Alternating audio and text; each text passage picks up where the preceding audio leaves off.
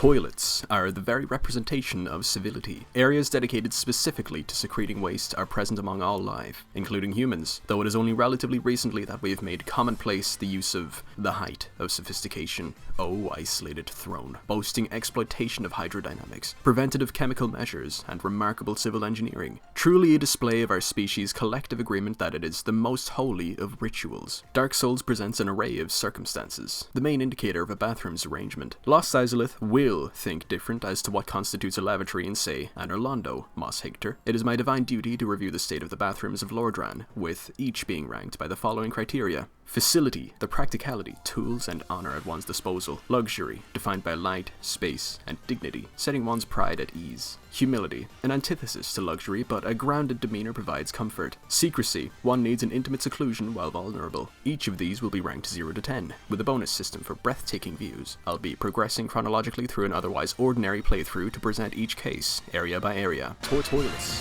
Toilets are the very representation of civility. Toilets. Dark Soul toilets.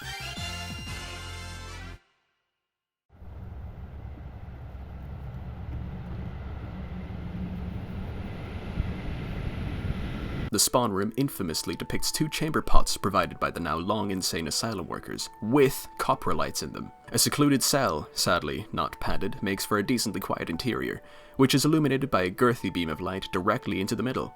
Unfortunately, the wood splinters of the bucket make for poor cleansing material, but the solution to that seems to be the colony of some sort of segmented mollusk. Yes, there is hay, but that would mean sacrificing the constitution of our bed, tragically placed right next to a high-quality ceramic bowl. Overall, a cozy yet impractical hovel, starting us off at a 5.75 out of 10. The adjacent cells boast a significantly poorer condition, lacking natural lighting and having only splintery buckets for reprieve, in direct view of the hallway and roommates. Certainly a good way to stay humble. 4 out of 10. Meanwhile, the Stray Demon has an impressively spacious yet cozy chamber all to itself, with the power of deduction telling us that its runoff is run off by this runoff scene here. A constant resupply of flushing water and incense candles to boot, it seems to be a fair bargain for the cost of some privacy. 5.25 out of 10. A nearby hollow has made its home inside a cistern, it seems, or perhaps it's just a gong farmer, inspecting the trip lever and rubber flanges. This may indeed be just a hallway, but the incense candle, live-in bidet, and moisture-repellent gypsum walls have me all sorts of fired up. 5 out of 10. Though right above this room is a bizarre mixture of Roman foricay, as in public toilet rows, and a pit latrine. Doubtless, this must be used solely for occult rituals, as there is seemingly no way to meaningfully wash your behind, though the fact that everyone is probably facing away from each other has some merit. Whoever finishes last has to go down the ladder, I suppose. A measly 1.5 out of 10. Keeping in theme with plebeian group sessions, the main area has a multitude of oven-cured ceramic pots that at first glance look terribly inconvenient, but in reality are terribly inconvenient. The only cleansing material in the vicinity is some sewer water in the next room or this guy's bowstring, which I imagine involves a sort of flossing maneuver. This too gets a 1.5 out of 10. In the tutorial hallway we have a slightly lesser example of the live-in bidet, where it is smaller, has no drainage, and no incense. However, it's at the perfect height for only subtle contact with the water's surface, and has good interior lighting. Its ace in the hole, literally, is this tutorial message that you can read while committing to the ritual, a distinct form of medieval doom-scrolling. 5.25 out of 10. Onto the pièce de résistance. Oscar's death chamber has everything one could possibly want. Incense candle, nice and high up, illuminating the ceiling alongside the shaft of light that reflects off the water. Although the small window to the side deducts some marks, the room itself is completely isolated until I so unscrupulously smashed it down. Rebuilding that while touching cloth seems rather unreasonable. However, Oscar is using an actual seated toilet, or something of similar persuasion anyway. It even has a bowl where the ankle-high water acts to capture the driftwood as it arrives. A solid 8 out of 10. At the end of the level is Scruffy, or whatever that fucking bird is called, and their abysmal excuse for relief. It sits on a cliffside, so that's pretty exciting, but you may be dropped off the side along with your offcuts. Other than that, though, it has soft grass and moss and twigs for tricky bits, and the lighting is to die for. It helps that it's so far removed and ridiculous that no one will ever think to look here. On top of that, the secret bonus ranking, the Vista, will bump this peculiar example up a few weight classes. 5.75 out of 10.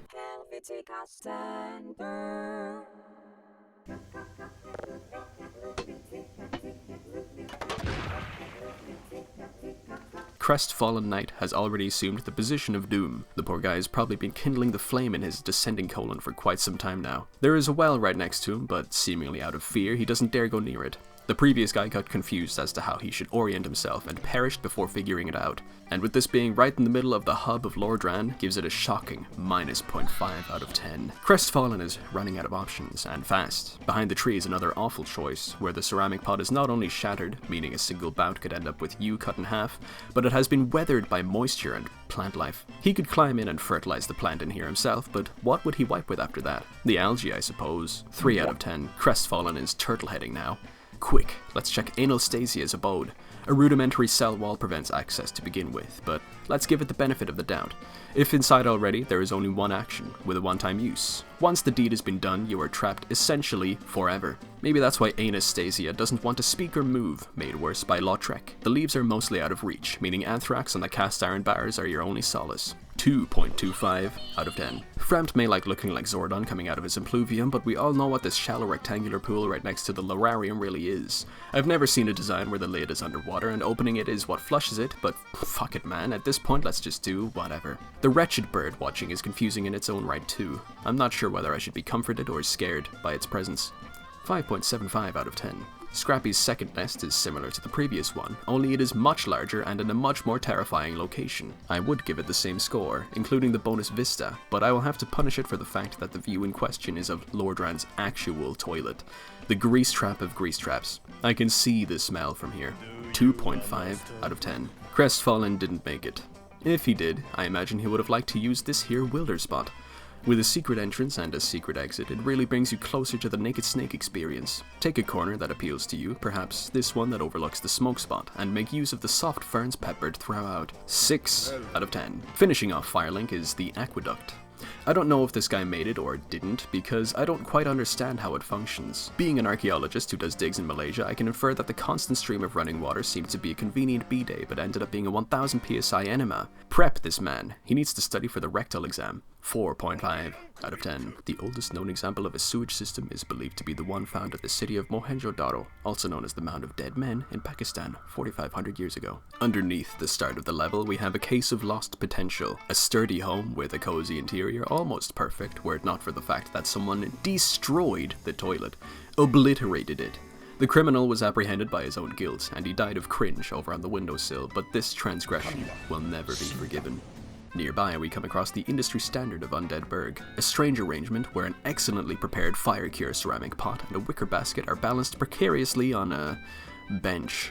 Unfortunately, I am not an archaeologist, but I can infer that the pot is likely placed on the floor in dire situations and the user squats on the bench. The wicker basket must be for storing toilet rolls or something. Oh, that's where it was. 7.5 out of 10. Close by in what seems to be the barracks is a poorly cobbled together foraker, which if you recall is a Roman public toilet row. This is proven by the fact that there is a significant amount of material still present in each bucket, meaning they make use of the classic medieval tactic of firing their produce over the rampart. 2 out of 10. Near the merchant we again see the industry standard, only this time it is better in every way. This time it has its own private quarters, which I may have sullied by interrupting a local guardsman, but in this shelf are plates for some reason, and pitchers of various sizes, perfect for washing after the fact. The reason this is so advanced is because the merchant himself has the jackpot. He has a wooden bath, a selection of toilet paper, even more pitchers, and he sells soap. Not only a genius business, but a service, as a bar of soap will save your life. As if it couldn't get any better, he has a poop knife, soothing cream, and a vault tank for dry storage. That is a really good lid. 9.5 out of 10. A bit further up is another house. While not as good as the last one, what with the fact that the industry standard bathroom is the front door, at least it has paper, pictures, and candles. However, I will now introduce a new rule. All chests count as a toilet unit, and that includes mimics, especially mimics. The price for this option is that it needs a flusher to function, in the form of a trip lever. This here would be an ideal bathroom, but it has no flusher, thus losing some marks on that front.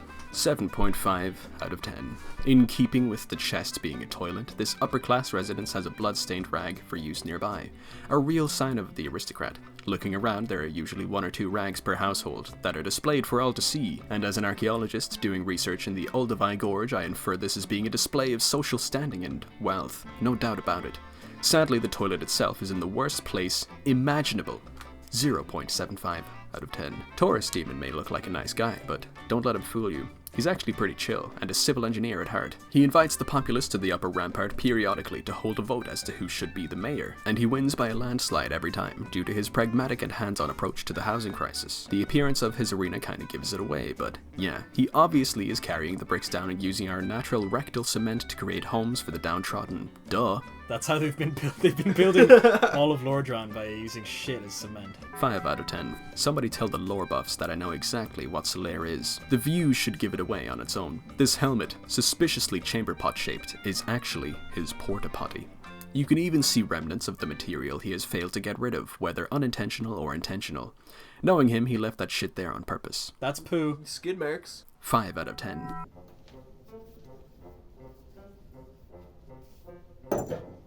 I shot myself and now I've got poo-poo stank. Rather interestingly, the French have one of the more sophisticated examples thus far, although drainage has been diverted due to the construction of another aqueduct due to Taurus Demon's gentrification program. The impluvium itself remains. If I were an archaeologist, I sure would be pissed off if someone kept calling an impluvium a toilet, wouldn't I? 4.5 out of 10. Above, past the bridge, is an excellent example of what the uninformed like to call a fountain.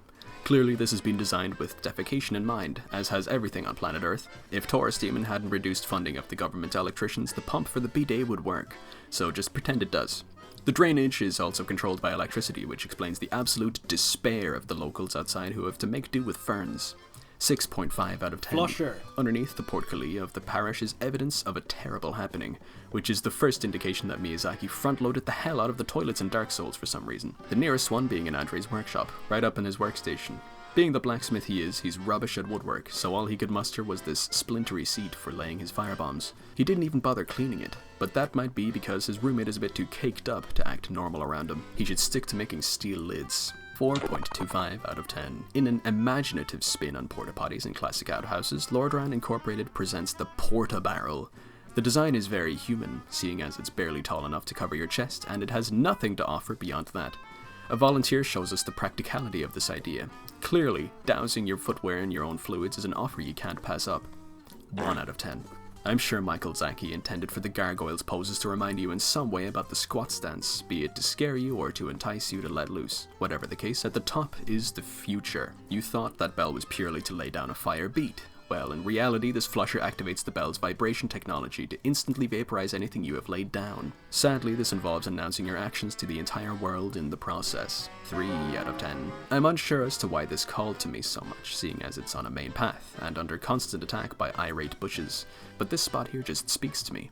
It's so quaint and picturesque, and I guess the ankle-high water is pretty neat too. Maybe it's the fact that this flower looks like an iPhone torch or something, or it's the fact that this is kind of as close as it gets to anything resembling a toilet in Darkroot Garden, other than these nude creatures, if that boats your float. I mean, the whole damn thing is one if you want it to be. 4 out of 10.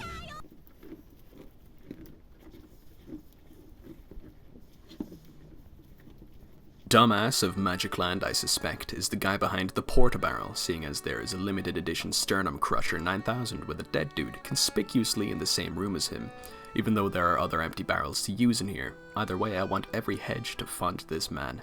2.5 out of 10. Just down the road from it, though, is its marketing rival, an actual usable station. It sadly is just a door that leads directly into a wall, so one can only conceptualize how that would work, but Lower Undead Burg is looking to be the Beijing financial district if this sort of competition keeps up. 2 out of 10. Or not, because these two have seemingly ousted all other competition by virtue of there being a single paying customer who has had his sternum crushed by the mage. If these houses were a few meters further up the way, being able to throw waste into the void would have been a game changer. One would think that the depths would be chock full of toilets, but that makes no sense at all. Why the hell would the sewers have toilets in them? Would a freshly slain chicken come with a knife and fork? No. Would a pool party come with a slime that excavates your posterior with an ice-cold beak? Yes. 2.25 out of 10. I was absolutely flabbergasted when I turned the corner to find an actual Forica Latrina combo with seat holes, troughs, and cabinets. Granted, the knee-high water may be a tad uncomfortable, but this is the only example in the entire game of an actual toilet seat. That gets its own bonus ranking alone. Shame it still sucks in every other regard. 6.5 out of 10. I don't think this counts as a garderobe. If only it was in the bonfire room, it would have been perfect. The Pete Rat Gumaikandai room also has a garderobe, although useless, What it does have is a giant-ass flushing system that drenches the Roko's basilisks below. Booyah! The trouble is the Gili peat rat that will mince you to death if you try to use this. 3 out of 10. Downhill only sells wasabi gooch paste and a vault tank and these chariot wheels. This is my chance to show you all a picture of this adorable chariot latrina that I found while researching for this video. Yes, I researched for this video. Yes, I am beyond saving. Anyway, Gaping Dragon has made its home inside the largest cistern on planet Earth. 70 by 70 meters. Water constantly flushing in and out on all sides, and I don't know how one would go about using this thing, but I would recommend doing it literally anywhere but the edge of the arena for safety. 4.5 out of 10.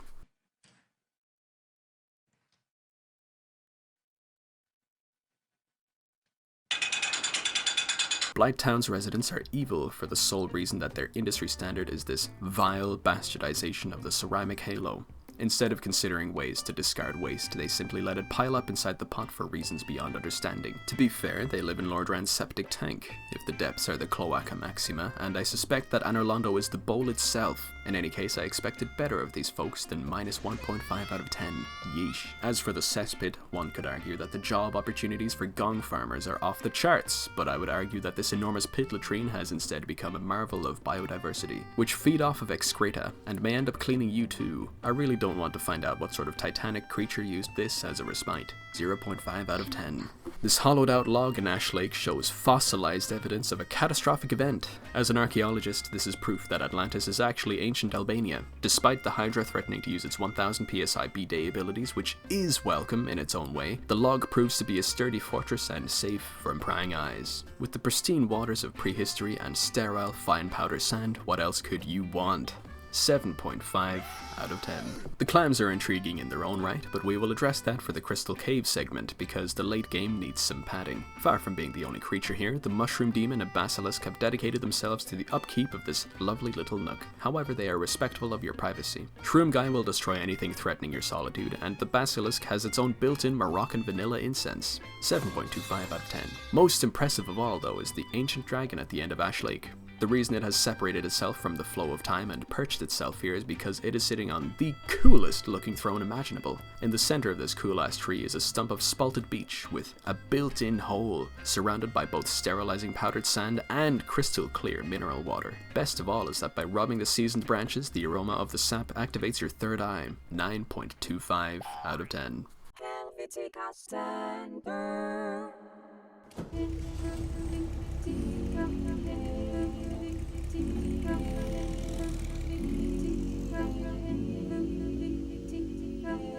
Here we have yet another industry standard, this time in Sen's Fortress. If only I were an archaeologist, I could infer this setup to be an adaptation of the dual pit sump design, where bathrooms alternate the pit where waste is gathered to gradually turn one into fertilizer and extract it, thereby emptying it and switching the drainage.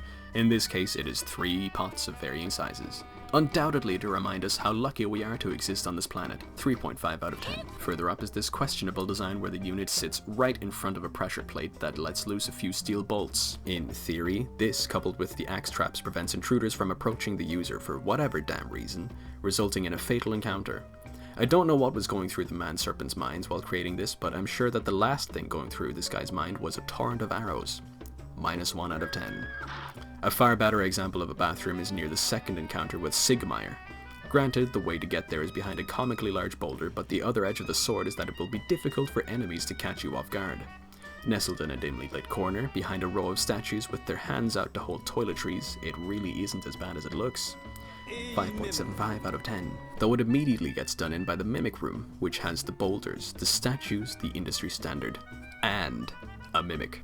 I'll get into why mimics are in some ways the best toilets there are for unhinged reasonings, but for now, the addition of this sick-ass enemy-crushing elevator puts this entry right into the big leagues. 7.75 out of 10. Near the top of the level is quite the impressive feat. A diorama-looking thing with a massive toilet-shaped building, complete with interior rims, and a constantly replenishing spherical product that goes kaboom like in real life. This resupply mission is carried out by this largish fellow, whose hobby seems to be maintaining the accuracy of this diorama as a presentation to the gods themselves. Shame that god is dead and I killed it. 4 out of 10. Finishing off Sen's Fortress is Iron Golem's magnum opus. This ring that transports anything, anywhere. This is the first example of what we will call the Quantum Tunnel. Much how, when you seat yourself, the plumbing system connects your own intestinal tunnel to someone else's. In this case, you're connecting it with the curvature and folding of time. Just don't fall in and you should be fine. 5.5 out of 10.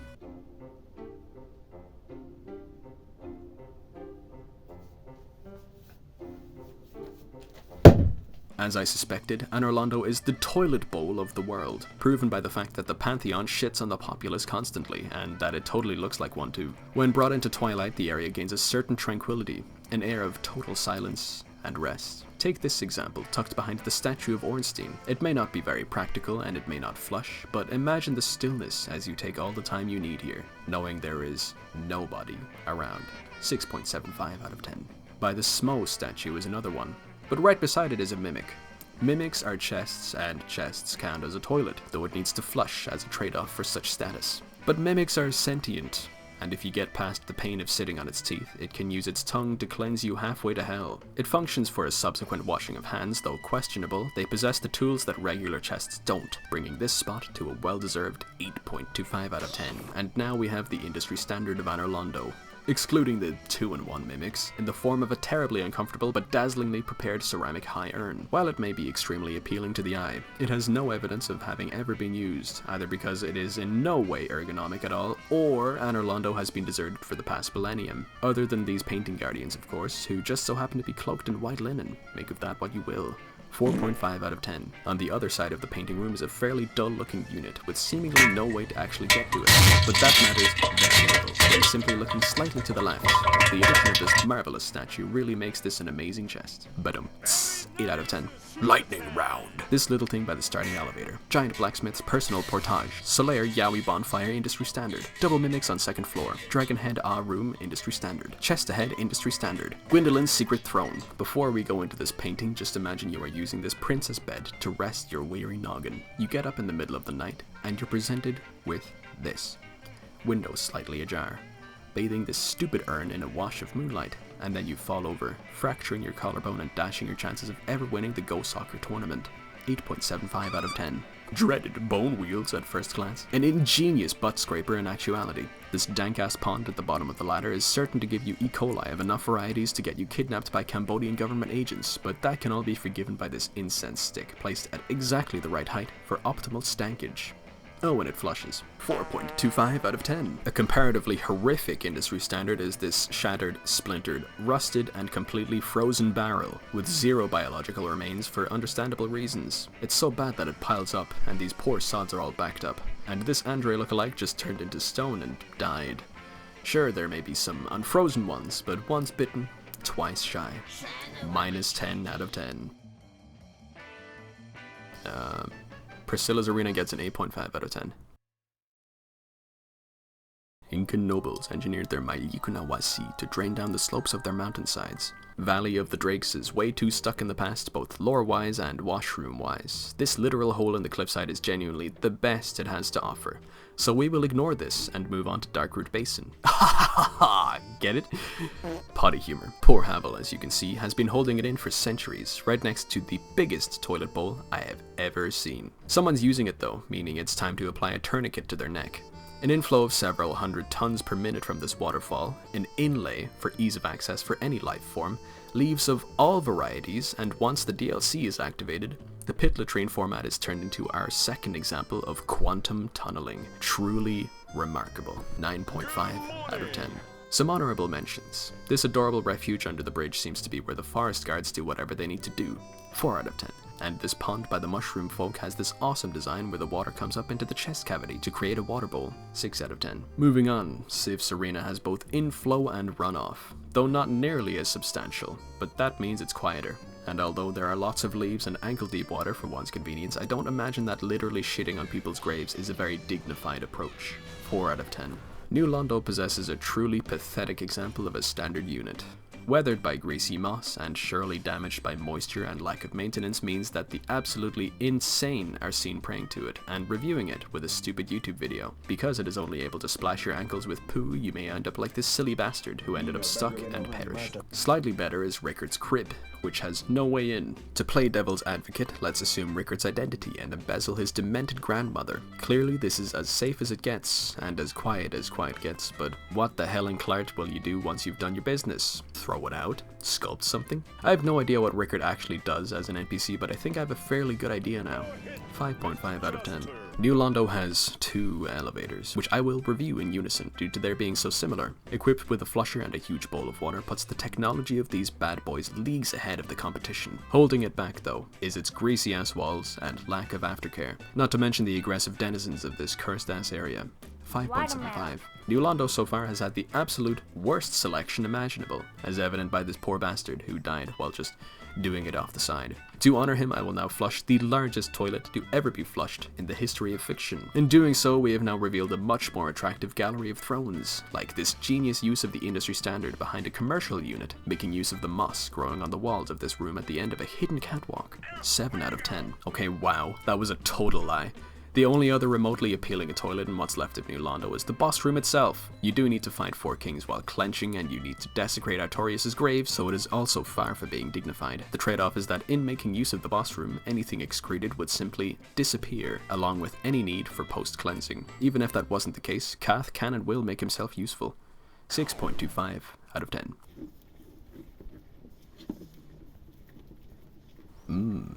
Says one. Indeed, says the other.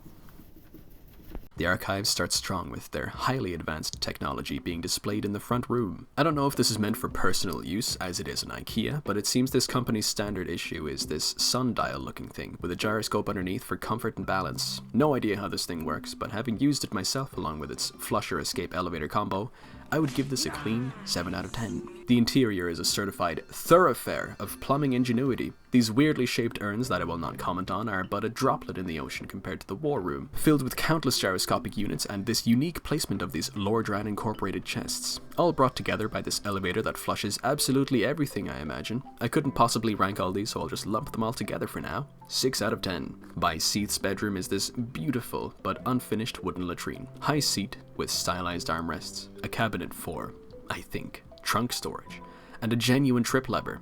All stylized too, of course.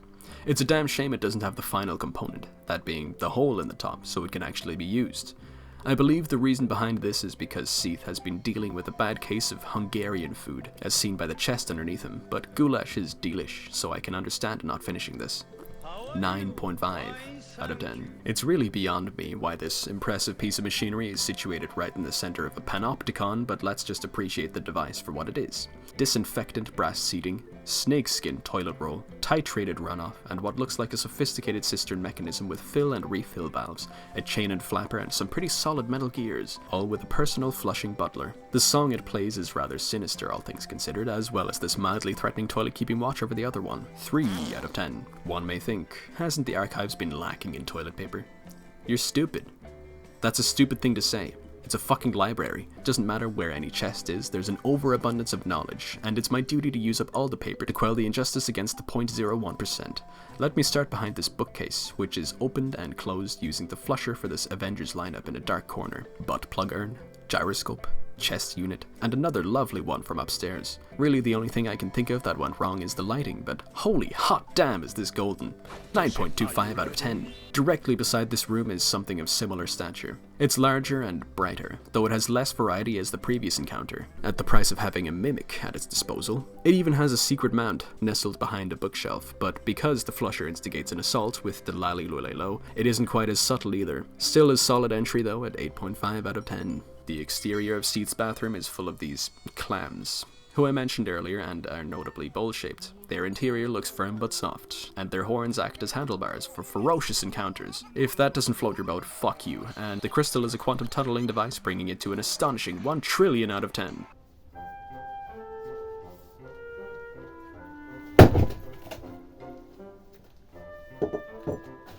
The Catacombs are off to a weak start with this measly representation of their so-called standard issue. It's an old cracked pot with someone else clearly using it, and the reserve vessels have the lid welded on. To be fair, there is a flusher, and also these guys haven't felt that physiological need, well, ever, since they only came into existence once being dead. But a little hospitality, people, please. 2 3/4 out of 10. The lack of light is dealing blows to the luxurious aspect to these otherwise baller-ass sarcophagi. I'm sure the tenants wouldn't mind a little skin off their back, literally, to send me on my way, but make sure not to get into the wrong one. You might just encounter the sobriety demon, 4.75 out of 10. At the bottom of the level is Vamos, the Da Vinci of sanitary engineering, currently working on his next huge development. It's idiotic that nobody has ever considered that magma might be a good implement for waste diversion, as we can see here. It plops in, and gets incinerated in a cloud of blue smoke, cauterizing your crack and making it so you will never have to or be able to wipe again.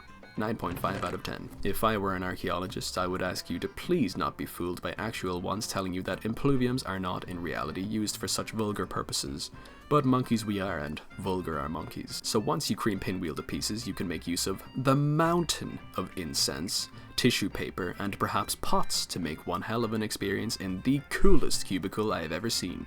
It's also funny that this boss's room gets treated like one because it only ever gets shat on. Ah, seriously though, I would personally use this thing. 10 out of 10. Now to show you what a cubicle can really be like, if you aren't careful. People you see on the street every day have a lot on their mind, but nothing to this extent, I'm sure. You're going to be weighing heavily on their consciousness before you inevitably clear their mind en route to Nito. I'm not sure the bonfire incense will help when this is a ventilation shaft for Demon Ruins, aka Sulfur Central. Stinky. 4 out of 10. The preamble looks like it has a whole lot of potential, and it sure does, but religious reasoning has gotten in the way of people's reasoning reasons, causing a ritualistic extinction event where like 100 people crapped out while waiting for Nito to get off the shitter. Funny thing is, the guy is the first guy to die, and he's bones. Not only is the cave a decent bathroom, and so too is the jump into the arena, what with all the abrasive cloth and perfect chuck hole, but the arena itself is even better. I mean, yeah, you have to kill a god, what of it, but the reward is the purest, cleanest, softest 7 pH water in the entire world. Make use of it as one wants, but I would want to wash my hands beforehand. 6.75 out of 10. Hellbridge Standard.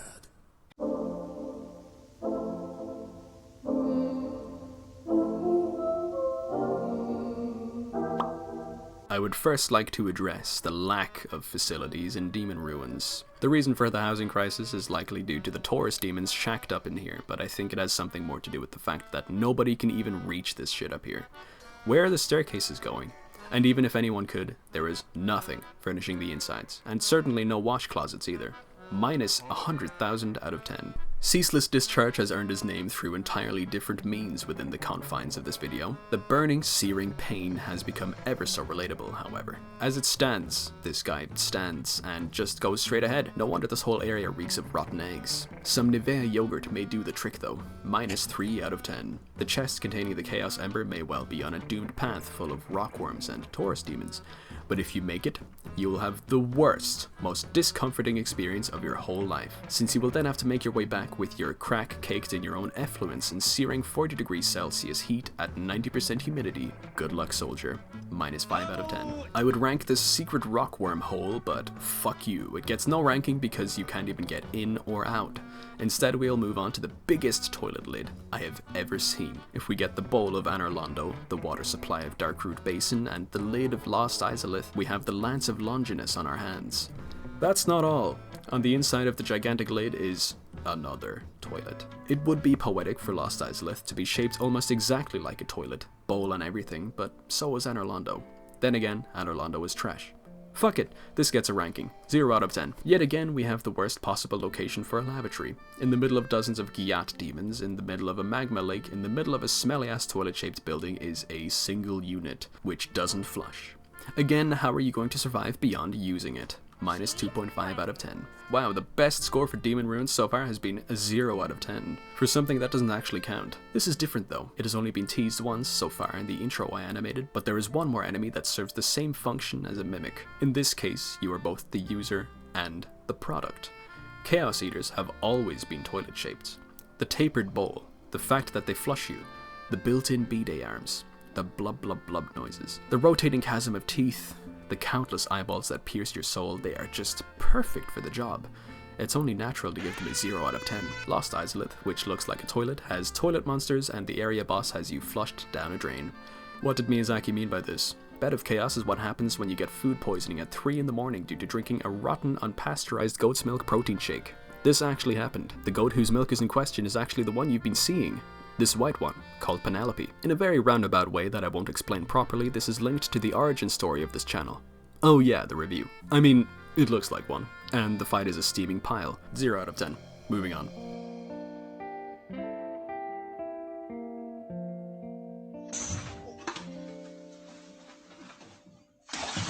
We flush ourselves yet again down the Quantum Tunnel to see what the DLC has in store for us. We feast our eyes on a super lame watery arena. Fuck it, 4 out of 10.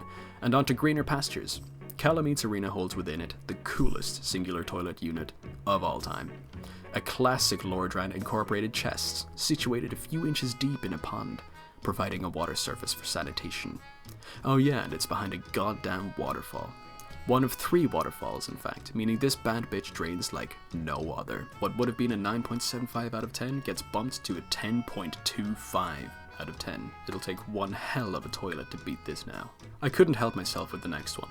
The seat was placed so perfectly next to this lamp flower and the abyss, it just looked so cool. I have no idea how... Actually, yes I do. The abyss in New Londo would just vanish anything anyway, so I bet that's how it works here. Just be careful of the gardeners, because they will give you a low taper fade beyond belief if you don't pay them right. I say this as a gardener. I'm also lying. 5.5 out of 10. I promise I won't rank Ulyssil by itself, but it's just noteworthy how Goff's Perch looks like the bowl, Artorias' Colosseum looks like the cistern, and the descending township is the piping. Trouble is that there is black goo leaking out and gathering at the bottom. The township is a perfect example of what I mean by the game being front-loaded. There is nothing in the interiors of the buildings beyond Sen's fortress, and the few exceptions require a lot of mental gymnastics. Anyway, this mimic has planted itself in a cool spot. I'll rank it just on the merit that this spot is cool and easy to access and free from danger. Funny enough, another mimic gets the exact same rationale and thus ranking. 6.25 out of 10 for both. Here we have 2 opposites of the same coin. In the same building is the most secretive throne so far, sitting behind an illusory wall and past a pitch black room, on a pitch black balcony, completely out of sight. In the basement is a cramped ass, fully exposed, moist, doomed prison cell. The reason they are on the same coin is that they both get a 5 out of 10 somehow, and I will not elaborate on why. I'm not exactly telling you to go defecate on a dog, but what I am saying is that there is a non-zero chance it possesses quantum tunneling abilities that will erase any and all excrement. Even better, these humanities already possess that ability when it comes to assimilating and erasing your existence. So, you tell me, man. 7 out of 10. There may be a lore reason as to why Manus drags us into the past, or maybe there isn't. As an archaeologist, I can tell you that Manus is trying to show us his unreal setup in the bones of the earth, where not even light can reach. But luxury can also exist in an infinite space. But wait, you say, where do you do the thing? Right here, inside the marked grave of the creator of humankind. But wait, you say, where do I clean up? Well, wouldn't you know it, there is a pristine Egyptian silk garment right beside us. 8 out of 10. Firelink altar contains what I deem to be the sickest ever throne imaginable. Beheld by an audience of other sick-ass thrones, this ashen stump needs only the most ornate, golden bowl placed on top of it. Holy hot damn. Personal butler, incense candles, and now a quantum tunneling system as prepared by the gods of this land. Once we open the door, it's over. 12.5 out of 10. It's all over for everything reviewed thus far. This toilet goes so unbelievably hard that I don't even care about whatever Gwyn was hogging for the past eon. It's pretty shitty anyway. Now let's compare the strongest toilets of each segment. Asylum, Elite Shite Oscar. Firelink, what a thrill. Burg, Merchant's Emergence. Parish, Fountain of Doom. Depths, Fornicate. Ash Lake, The Smelded Throne. Sens, Alexith the Mimic. Anor, Wondrous Coffer. Darkroot, Darkroot Archives, Ornate Cabinet, Catacombs, Bin Weevil, Izalith, Ass-Eater, and lastly, Altar. Thank you for watching, if you made it this far. I do appreciate it. A massive round of applause please for my patrons as of the making of this video. Jacob Webb, Pug Lord, and Anibal Prieto Aminabar, who are contributing to the food on my plate. Anyway, I think the next video will be Dark Souls 3, and I may or may not hold a vote for which enemy to randomize. It'll probably be Midir though. Auf Wiedersehen.